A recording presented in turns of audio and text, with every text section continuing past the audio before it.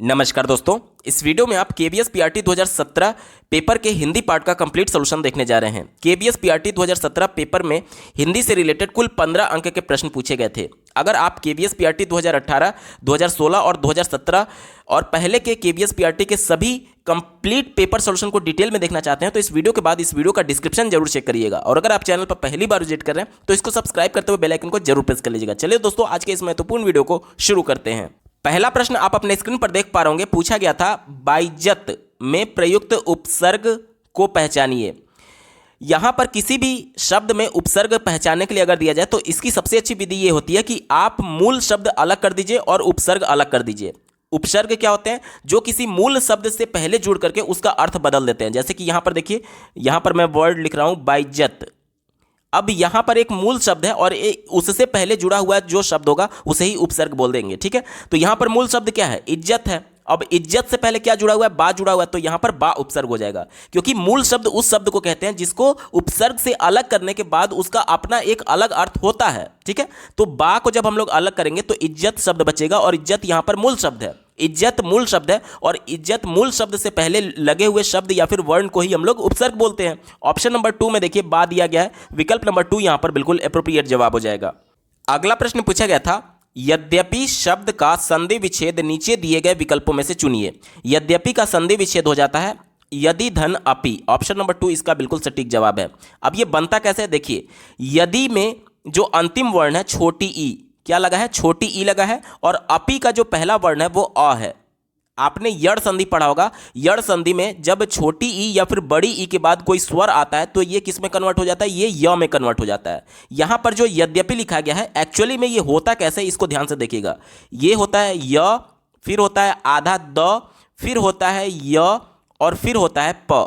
यहां पर देखिए ये आधा द होता है और ये पूरा य होता है, तो ये ई और अ मिलकर के य कन्वर्ट हुआ था, वहीं वाला द बीच में य बीच में आ जाता है और ये आधा द है। जैसे कि मान लीजिए कि मैं अगर आपसे तत्पर लिखना सिखाऊं तो कैसे आप लिखते हैं? जो आधा वर्ण होता है वो पूरे वर्ण पर चढ़ जाता है या फिर उसके साथ मिल जाता है। उसी प्रकार से यद्यपि जब हम लोग लिखते हैं तो कैसे लिखते हैं देखिएगा, ध्यान से देखिएगा, बहुत इंपॉर्टेंट मैं बता रहा हूं। जब यहां पर देखिए ये आधा द है तो ये य के साथ मिल जाएगा, तो ये कैसे हो जाता है? य और आधा द ऐसे, और इसके नीचे य ऐसे लगा रहता है। ठीक है, और फिर पी लगा रहता है, इसी को हम लोग यद्यपि बोलते हैं। इसमें देखिए ये जो है ये आधा द है और नीचे ये य ऐसे लगा हुआ है, तो ये यद्यपि एक्चुअली में ऐसे होता है। ठीक है, तो हमारा उत्तर क्या हो जाएगा? यदि धन अपि, और उसमें अगर संधि पूछे तो इसमें यड़ संधि हो जाएगा। ठीक है, ऑप्शन नंबर 2 सही जवाब है। अगला प्रश्न पूछा गया था, निम्नांकित में से कौन सा शब्द स्त्रीलिंग नहीं है? निम्नलिखित में से कौन सा स्त्रीलिंग नहीं है, ये हमसे पूछा जा रहा है। तो देखिए, पुल्लिंग और स्त्रीलिंग पहचानने के लिए जो भी हमको शब्द दिए गए हैं उससे मिलता जुलता एक वाक्य जब आप बनाएंगे तो आपको क्लियर हो जाएगा। जैसे कि देखिए, चौथा दिया गया है अंगीठी। अंगीठी क्या की जाती है? जलाई जाती है। अंगीठी जलाई जाती है, यानी कि ये स्त्रीलिंग हो गया, ये हमारा क्या हो जाएगा? स्त्रीलिंग हो जाएगा। ठीक है, दूसरा देखिए पुस्तक। पुस्तक क्या की जाती है? पुस्तक पढ़ी जाती है, तो ये भी हमारा स्त्रीलिंग हो जाएगा। उसके बाद से तीसरा देखिए अंगूठी। अंगूठी क्या की जाती है? पहनी जाती है, यानी ये भी स्त्रीलिंग हो जाएगा। और दही क्या किया जाता है? दही खाया जाता है। दही खट्टा है बोला जाता है, खट्टी है नहीं बोला जाता है, दही खट्टा है, यानी कि ये पुल्लिंग होता है। दही खाया जाता है, ये पुल्लिंग होता है, तो ये पुल्लिंग हो जाएगा। ठीक है, हमसे प्रश्न क्या पूछा गया था कि कौन सा शब्द स्त्रीलिंग नहीं है, तो ये तीनों तो स्त्रीलिंग है, तो ये हमारा उत्तर तो होगा नहीं। एक ही विकल्प बचा दही, जो कि पुल्लिंग होता है और ये स्त्रीलिंग नहीं है, इस वजह से दही हमारा यहां पर बिल्कुल एप्रोप्रिएट जवाब हो जाएगा। अगला प्रश्न पूछा गया था, विद्यालय शब्द में निम्नलिखित में से कौन सी संधि है? देखिए, विद्यालय का जब हम लोग संधि विच्छेद करते हैं तो क्या आता है? विद्या धन आलय आता है, विद्या धन आलय। तो देखिए यहां पर विद्या का अंतिम वर्ण आ रहा है और आलय का पहला वर्ण आ रहा है, यानी कि अ और अ या फिर अ और आ जब मिलते हैं तो ये अपने दीर्घ रूप में परिवर्तित हो जाते हैं। जैसे कि अ का दीर्घ रूप क्या होता है? आ होता है। आ का भी दीर्घ रूप आ होता है। छोटी ई का दीर्घ रूप बड़ी ई होता है। छोटा ऊ का दीर्घ रूप बड़ा ऊ होता है। तो जब भी समान वर्ण अगर मिलते हैं, जैसे यहां पर देखिए समान वर्ण मिल रहे हैं, तो ये अपने दीर्घ रूप में परिवर्तित हो जाते हैं। अब जैसे आ तो अपने आप में दीर्घ है, तो इसका कोई दीर्घ तो होगा नहीं, यानी ये अपने आप में ही परिवर्तित हो जाता है, यानी विद्या धन आलय मिलकर के विद्यालय बन जाता है। तो यहां पर दीर्घ रूप में परिवर्तित होने की वजह से ही इसको दीर्घ स्वर संधि बोलते हैं। ठीक है, तो ऑप्शन नंबर 2 यहां पर बिल्कुल सटीक जवाब हो जाएगा। अगला प्रश्न पूछा गया था, निम्नांकित विकल्पों में से कौन सा सूर्य का पर्यायवाची नहीं है? सही विकल्प बताइए। सूर्य का पर्यायवाची कौन सा नहीं है, ये हमसे पूछा जा रहा है। देखिए दिवाकर दिया गया, ये सूर्य का पर्यायवाची होता है। रश्मि रथी, रश्मि का मतलब होता है किरण, और किरण को रथ पर ले जाने वाला, यानी कि सूर्य के सारथी के सेंस में आया हुआ है, यानी ये भी सूर्य से जुड़ा हुआ है, यानी सूर्य के पर्यायवाची के तौर पर देखा जाएगा। तो ये भी हमारा उत्तर नहीं होगा, क्योंकि हमसे पूछा गया था कि सूर्य का पर्यायवाची नहीं है। तो दिवाकर और रश्मि रथी सूर्य का पर्यायवाची होता है। कमलाकर भी सूर्य का पर्यायवाची होता है, लेकिन अगर निशाकर की बात करें तो ये सूर्य का पर्यायवाची नहीं है, ये चंद्रमा का पर्यायवाची है। किसका पर्यायवाची है? चंद्रमा का, यानी सूर्य का पर्यायवाची नहीं है। और यही हमसे पूछा गया था कि कौन सूर्य का पर्यायवाची नहीं है। ऑप्शन नंबर सी यहां पर बिल्कुल एप्रोप्रिएट जवाब हो जाएगा। अगला प्रश्न पूछा गया था, निम्नलिखित में से किस शब्द में नीय प्रत्यय नहीं है? सही विकल्प को चुनिए। कहा जा रहा है कि इन चारों शब्दों में से किसमें नीय प्रत्यय नहीं लगा हुआ है। जिस प्रकार से मैंने आपको बताया था उपसर्ग वाले में कि उपसर्ग मूल शब्द के पहले आता है, उसी प्रकार से जो प्रत्यय होता है वो मूल शब्द के बाद में आता है। यानी कि यहां पर भी हमें एक मूल शब्द मिलना चाहिए जिसका अपना अलग अर्थ हो। ठीक है, जैसे पूजनीय में देखिए मूल शब्द क्या है? पूजा करना है, पूजा। तो यहां पर पूजा अपना इसका अलग अर्थ है, यानी कि यहां पर नीय प्रत्यय लगा हुआ है। तो ये हमारा उत्तर नहीं होगा, क्योंकि हमसे पूछा गया था कि नीय प्रत्यय किसमें नहीं लगा हुआ है। उसके बाद से देखिए सोचनीय की बात करें तो यहां पर अगर अलग कर देंगे नीय प्रत्यय को तो सोच, यानी कि सोचने के संदर्भ में, सोच से संबंध में, यानी ये भी मूल शब्द है जिसका अपना अर्थ है। तो ये भी हमारा उत्तर नहीं होगा। आदरणीय में अगर नीय को अलग कर दिया जाए तो आदर, आदर सत्कार करना, यह भी अपना अलग अर्थ है, मूल शब्द का अपना अलग महत्व है, अर्थ है। तो यह भी हमारा उत्तर नहीं होगा, क्योंकि इसमें नीय प्रत्यय लगा हुआ है। देखिए आपको बस ये देखना होता है कि प्रत्यय हटाने के बाद से जो शब्द आपको मिल रहा है क्या अपना उसका अलग अस्तित्व है, क्या उसका अलग अर्थ है। अगर अर्थ है तो वहां पर नीय प्रत्यय लगा रहेगा, या फिर कोई भी प्रत्यय जो भी प्रश्न में पूछा जाएगा वो लगा हुआ है। अगर प्रत्यय को हटाने के बाद से अगर मूल शब्द नहीं बच रहा है जिसका अपना अर्थ हो, तो वहां पर प्रत्यय नहीं संभव होगा। जैसे देखिए यहां पर दूसरा विकल्प दिया गया पानीय, यहां से अगर मैं नीय शब्द को हटा देता हूं, नीय जो प्रत्यय है, तो हमारे पास जो शब्द बचेगा या फिर वर्ण बचेगा वो केवल पा बचेगा। अब पा कोई भी सार्थक शब्द नहीं है जिसका अपना अलग अस्तित्व हो, अपना अलग अर्थ हो। तो यहां पर मूल शब्द बच ही नहीं रहा है। तो प्रत्यय या फिर उपसर्ग हटाने के बाद से अगर हमारे पास मूल शब्द नहीं बचे तो यानी कि वहां पर वो प्रत्यय नहीं लगा हुआ है। यहां पर पानीय एक शब्द है, इसमें कोई भी प्रत्यय नहीं लगा हुआ है। ठीक है, तो यहां पर यही हमसे पूछा गया था कि किसमें नीय प्रत्यय नहीं लगा हुआ है, तो पानीय में नीय प्रत्यय नहीं लगा हुआ है। ऑप्शन नंबर 2 बिल्कुल एप्रोप्रिएट जवाब हो जाएगा। अगला प्रश्न पूछा गया था, सदैव शब्द में कौन सी संधि है? सही विकल्प को चुनिए। तो सदैव का जब हम लोग संधि विच्छेद करते हैं तो क्या हो जाता है, देखिएगा, सदा प्लस एव। अब ये ए जो है इसका मतलब एक मात्रा होता है। जैसे अगर मैं बोलूं नेत्र, नेत्र, तो यहां पर ए ये वाला मात्रा लगा हुआ है, नौ पर ये वाला ए मात्रा लगा हुआ है। लेकिन अगर मैं ये वाला बोलूं, ए बोलूं, तो इसका मतलब क्या होता है कि इसका मतलब ये जैसे ए था तो इसका मतलब तो एक मात्रा पहले से था। अब अगर ये ऊपर लग गया यानी एक मात्रा और लगेगा। ध्यान से समझिए, मैं बहुत महत्वपूर्ण बात बता रहा हूं। जैसे कि अगर मैं केवल यहां पर देखिए, अगर मैं केवल ए लिखता हूं तो इसका मतलब एक मात्रा होता है, और अगर मैं ए लिखता हूं इसका मतलब ऊपर दो मात्रा होता है। बहुत कंफ्यूजन होता है, इसको लेकर के आप स्पष्ट हो जाइए। ठीक है, तो अगर मैं सदैव शब्द का संधि विच्छेद करूं तो क्या आता है, सदा प्लस एव।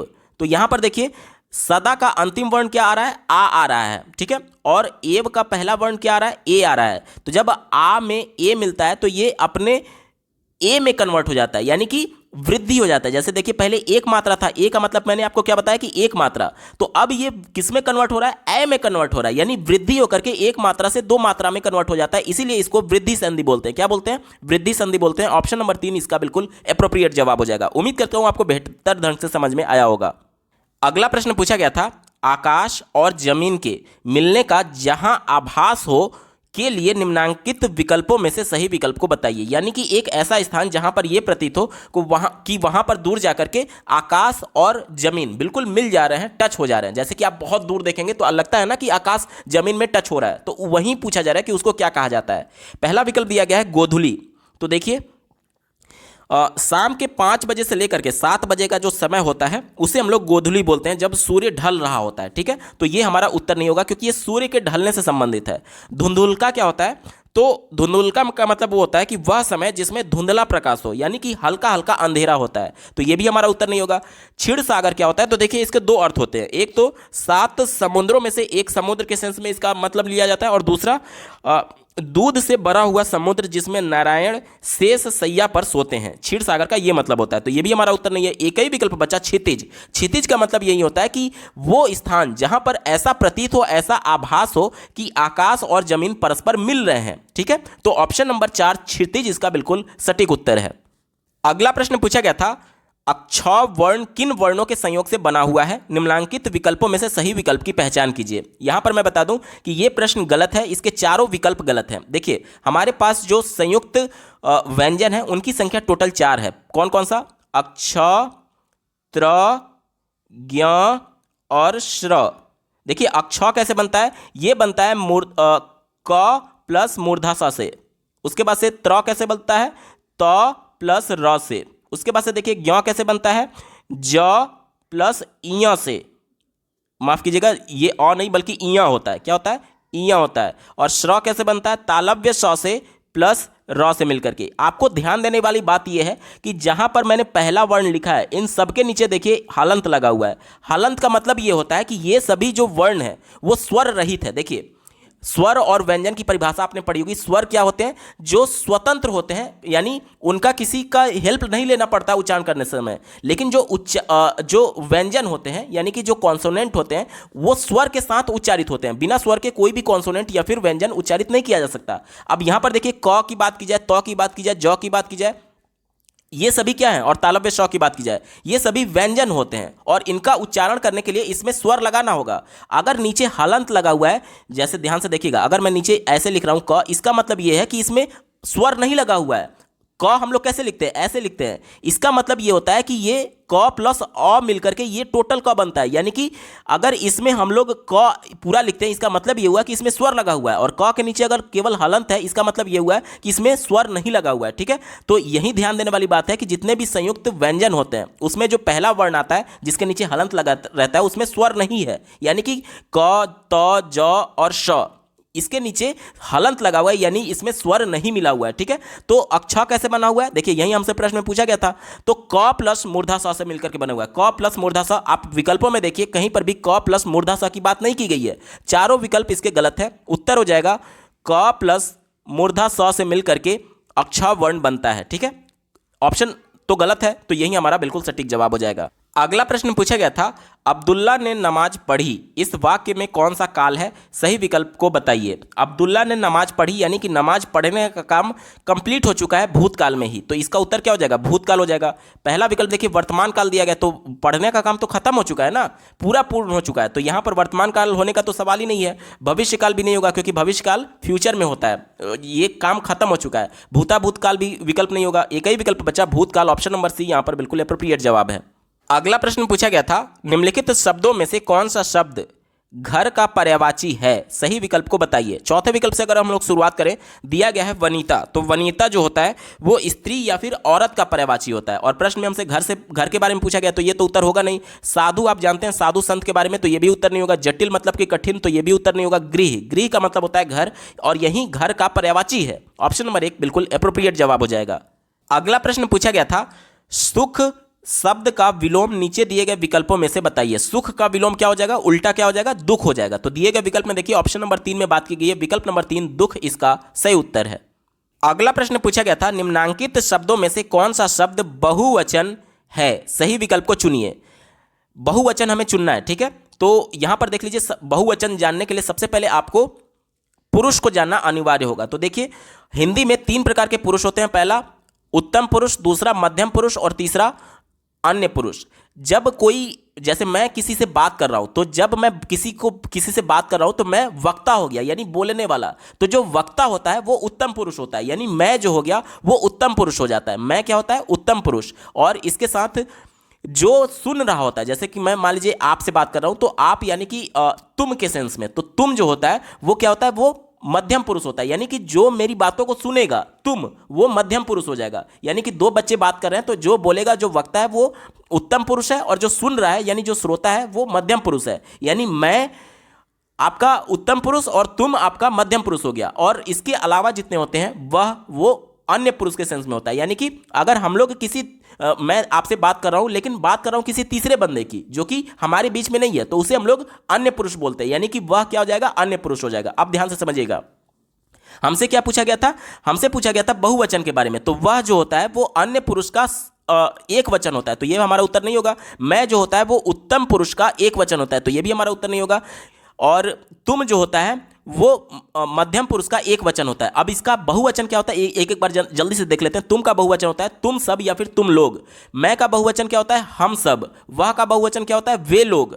और सब का मतलब क्या हो गया? यहां पर देखिए सब यानी कि कलेक्टिव फॉर्म में दिया गया, यानी ये बहुवचन दिया गया है, यानी एक से ज्यादा की बात की जा रही है, सब की बात की जा रही है, यानी एक से ज्यादा, तो यही यहां पर बहुवचन है। ऑप्शन नंबर बी यहां पर बिल्कुल अप्रोप्रिएट जवाब हो जाएगा।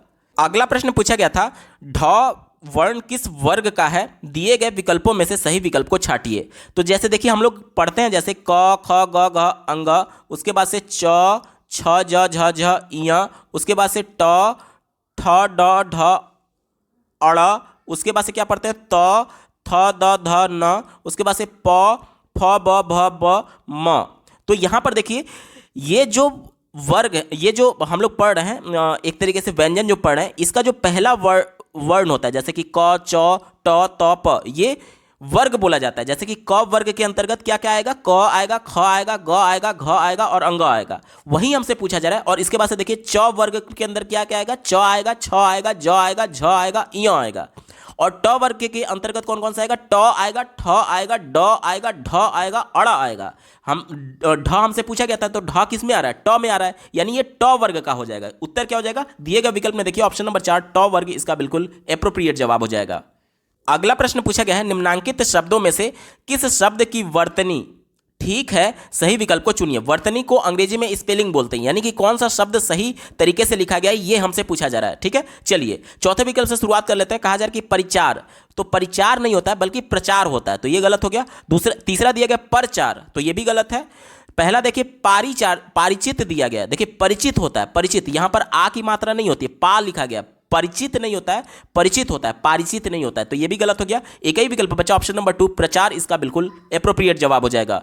दोस्तों केवीएस पीआरटी 2017 के हिंदी पेपर के कंप्लीट पेपर सॉल्यूशन को आपने देखा। आपको ये वीडियो कैसा लगा कमेंट के माध्यम से जरूर बताइएगा, क्योंकि आपका एक कमेंट मुझे मोटिवेट करेगा ऐसे ही महत्वपूर्ण वीडियो लाने के संदर्भ में। अगर आप केवीएस पीआरटी 2016, 17, 18 संपूर्ण पेपर के साथ साथ प्रीवियस ईयर सभी वर्षों के केवीएस पीआरटी के पेपर को आप डिटेल में देखना चाहते हैं, तो इस वीडियो के बाद इस वीडियो का डिस्क्रिप्शन जरूर चेक करिएगा। और अगर आप चैनल पर पहली बार विजिट कर रहे हैं तो इसको सब्सक्राइब करते हुए बेल आइकन को जरूर प्रेस कर लीजिएगा। इस वीडियो को देखने के लिए आपका बहुत बहुत धन्यवाद। भगवान करे आपका दिन शुभ हो।